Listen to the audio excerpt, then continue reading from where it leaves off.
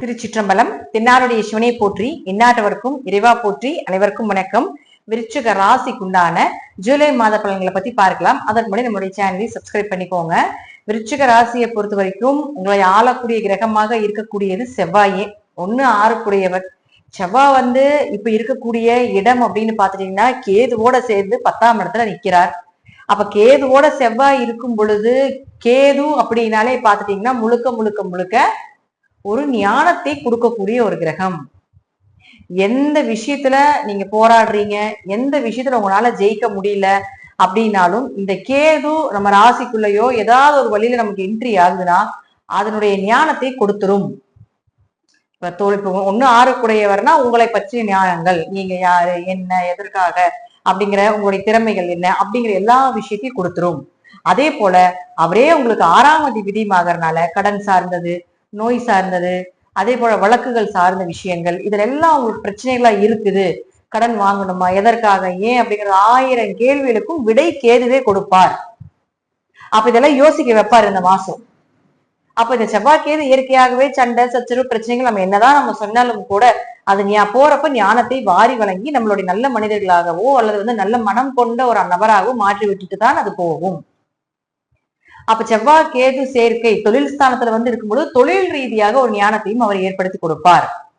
தொழில் ரீதியான ஒரு வளர்ச்சி, தொழில் உங்களுக்கே நல்லா இல்ல அப்படின்னாலும் கூட ஏன் அது நல்லா இல்லை, என்ன காரணங்கள் அப்படிங்கிற ஒரு ஞானத்தை கண்டிப்பாக கொடுக்கும். ஸ்பிரிச்சுவலா இருக்கக்கூடிய நிறைய இப்பதான் கோவில் வழிபாடு, ஆன்மீக வழிபாடு, பக்தி, இதெல்லாம் அதிகமா இந்த மாசம் உங்களுக்கு இருக்கும் நார்மலா இருக்கிறத விட. அடுத்தது குரு. குரு உங்களுக்கு 2-5 நேரா தனஸ்தானத்தை பார்த்துட்டு இருக்கிற வரைக்கும் உங்களுக்கு பணம் வந்தே தீரும் ஏதோ ஒரு வழியில. பணம், பொருளாதாரம், அதே போல வீடு, மனை, சொத்துக்கள், இதெல்லாம் இந்த குரு கொடுத்துருவாரு இந்த மாசம். அது கவலை இல்லை. அடுத்தது சனி. சனியை பொறுத்த வரைக்கும் பாத்துட்டீங்கன்னா இந்த மாதம் 13ஆம் தேதி வக்கரம் ஆகிறார்.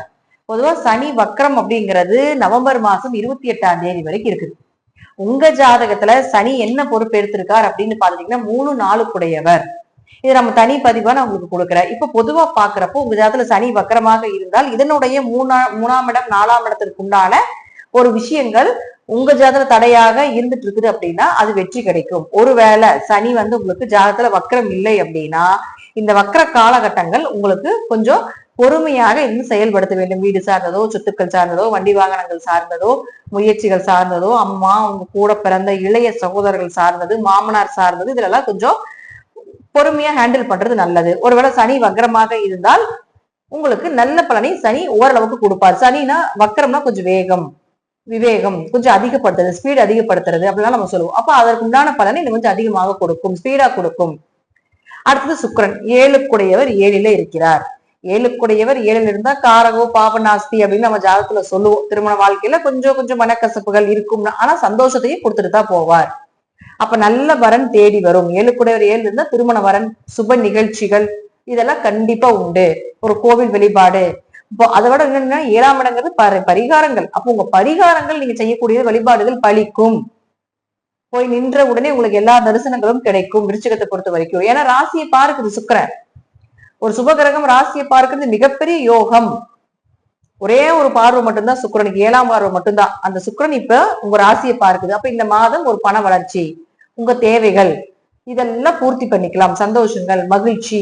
12ஆம் அதிபதி சுக்கிரன் ஆகதால் வெளிநாடு, வெளியூர் பயணங்கள், நல்ல நிம்மதியான தூக்கம், பயணங்கள் மூலமாக ஒரு மன திருப்தி, பயணத்தின் மூலமாக உங்களுக்கு ஒரு லாபம்.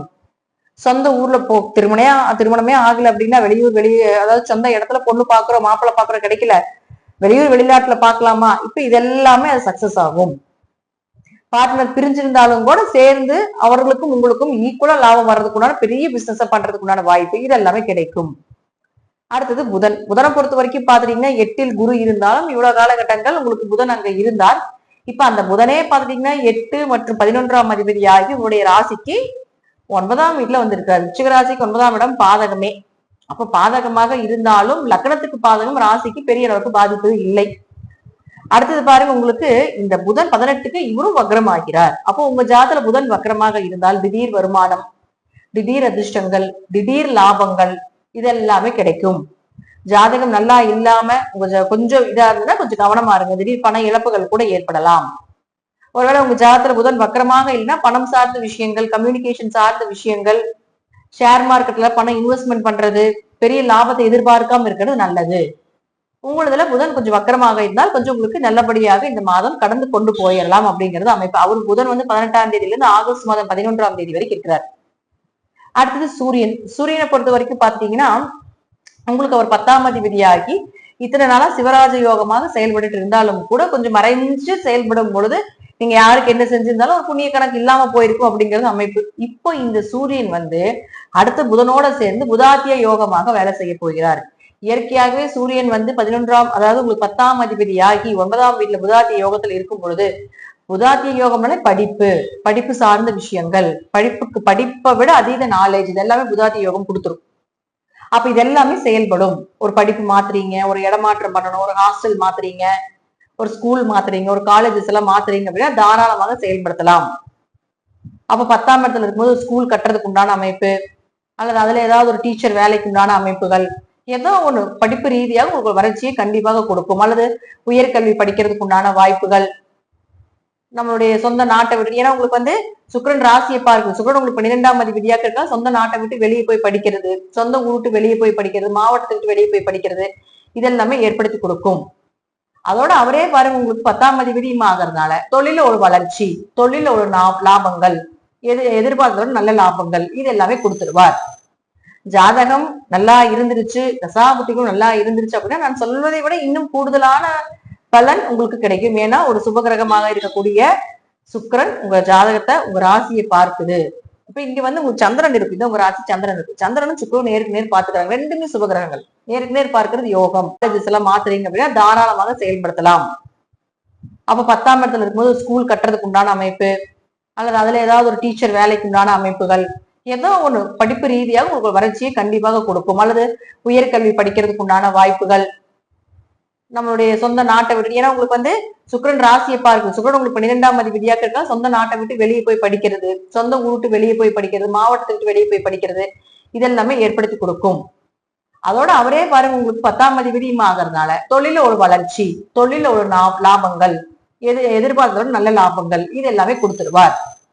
ஜாதகம் நல்லா இருந்துருச்சு, தசாபுத்திகளும் நல்லா இருந்துருச்சு அப்படின்னா நான் சொல்வதை விட இன்னும் கூடுதலான பலன் உங்களுக்கு கிடைக்கும். ஏன்னா ஒரு சுபகிரகமாக இருக்கக்கூடிய சுக்கிரன் உங்க ஜாதகத்தை, உங்க ராசியை பார்க்குது. இப்ப இங்க வந்து உங்க சந்திரன் இருக்கு, இது உங்க ராசி சந்திரன் இருக்கு. சந்திரனும் சுக்கிரனும் நேருக்கு நேர் பார்த்துக்கிறாங்க. ரெண்டுமே சுபகிரகங்கள். நேருக்கு நேர் பார்க்கிறது யோகம். அதனால நீங்க எப்படி இருந்தாலும் விருச்சிக ராசிக்கு இந்த மாதம் யோகத்தை கொடுக்கக்கூடிய மாதமாகவே இருக்கும் தசாபுத்தி ரீதியாக. நன்றி நன்றி. இன்னும் ஒரு நல்ல பதிவுல சந்திக்கலாம். திருச்சிற்றம்பலம், தில்லையம்பலம், ஸ்ரீ நரசிம்மத்துடைய சரணம்.